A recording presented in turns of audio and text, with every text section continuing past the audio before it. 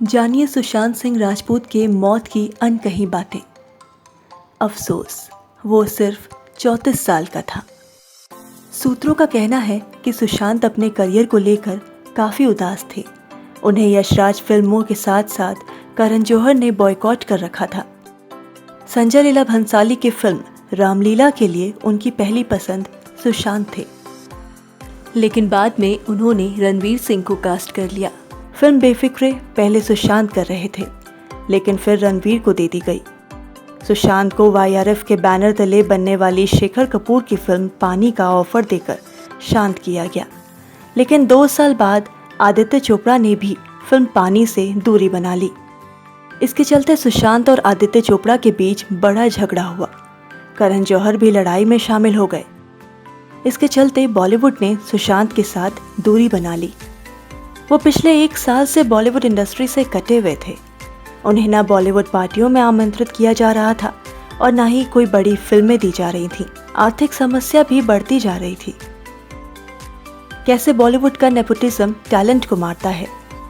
फरवरी में कमाल खान ने ट्वीट किया कि यशराज, साजिद नाडियाडवाला, सलमान खान, बालाजी, करण जौहर, दिनेश विजयन, भंसाली, टी सीरीज सभी ने सुशांत सिंह राजपूत का बहिष्कार किया और उन्हें पैसे कमाने के लिए टीवी सीरीज या शॉर्ट फिल्में करनी होंगी। यदि किसी व्यक्ति को पूरी दुनिया ने त्याग दिया हो तो वो उस अवस्था में खुदकुशी के अलावा और क्या करेगा। सुशांत एक शानदार छात्र, भौतिकी ओलंपियाड विजेता और इंजीनियरिंग प्रवेश परीक्षा में टॉपर थे। उन्होंने अभिनेता बनने के लिए अपनी इंजीनियरिंग की डिग्री छोड़ दी और 34 साल की उम्र में उनका अभिनय का सपना लगभग मर चुका था। करण जौहर एक राक्षस हैं, जिसे वो पसंद नहीं करते, उसे नष्ट कर देते हैं। अगर आप करण जौहर के शो कॉफ़ी विद करण में मेहमान बनकर जाओगे तो आपको उनके बचकाने मजाक पर हंसना होगा। आपको उसका सारा अत्याचार हास्य के नाम पर झेलना होगा। करण जौहर, यशराज फिल्म, SRK, भंसाली और कुछ अन्य सितारे सभी एक गैंग है, जिसके आशीर्वाद के बिना आप बॉलीवुड में सरवाइव नहीं कर सकते। ये एक शर्म की बात है कि भारत की फिल्म इंडस्ट्री दुनिया में दूसरी सबसे ज़्यादा फिल्में बनाता है, जो आधा दर्जन से अधिक नेपोटिस्ट कलाकारों द्वारा नियंत्रित है। क्या बॉलीवुड एक ऐसी इंडस्ट्री नहीं हो सकती जहां कोई भी व्यक्ति अपनी प्रतिभा, कौशल, कड़ी मेहनत, समर्पण के साथ सफल हो सकता है? नहीं, आपको एक विशेष गैंग, धर्म से संबंधित होना चाहिए या कुछ विशेष सरनेम हो और उसके बाद ही आपको बॉलीवुड इंडस्ट्री में अंदर जाने दिया जाएगा, वरना आप हमेशा एक बाहरी व्यक्ति रह जाएंगे। सुशांत सिंह को बहुत ट्रोल किया गया, रैगिंग की गई और धमकाया गया।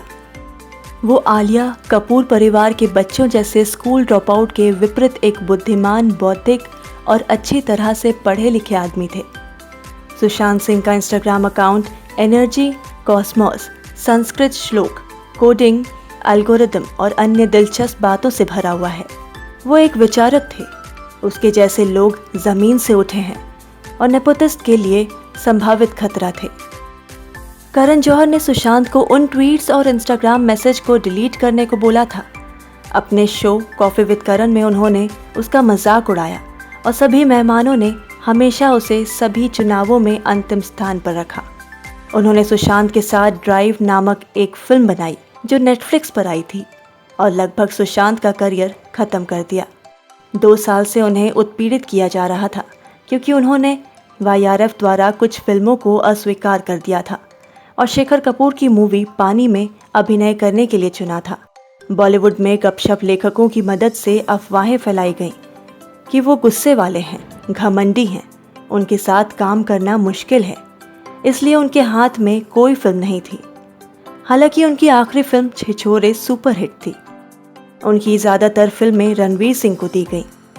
सुशांत भंसाली समूह को खुश करने के लिए इतने बेताब हो गए कि उन्होंने अपना उपनाम राजपूत छोड़ दिया और राष्ट्रवादियों का सामना किया। वो अपनी फिल्म सोन चिरैया देखने के लिए इंस्टाग्राम पर अपने प्रशंसकों से भीख मांगते हुए कहते हैं कि बॉलीवुड में मेरा कोई गॉडफादर नहीं है और अगर आप मेरी फिल्म नहीं देखते हैं तो मैं इंडस्ट्री से बाहर हो जाऊंगा। कल्पना कीजिए कि ये उसके लिए कितना कठिन रहा होगा। वो सुंदर थे, उनकी मुस्कान प्यारी थी, वो पढ़े लिखे थे, बुद्धिमान थे और वो अभिनय विभाग में बहुत अच्छे थे। फिर भी उन्होंने ऐसा नहीं किया क्योंकि बॉलीवुड में नेपोटिज्म प्रतिभा को मारता है, इसलिए ये बहुत कम अच्छी फिल्में बनाता है और 90% बॉलीवुड फिल्में कचरा कर रही हैं।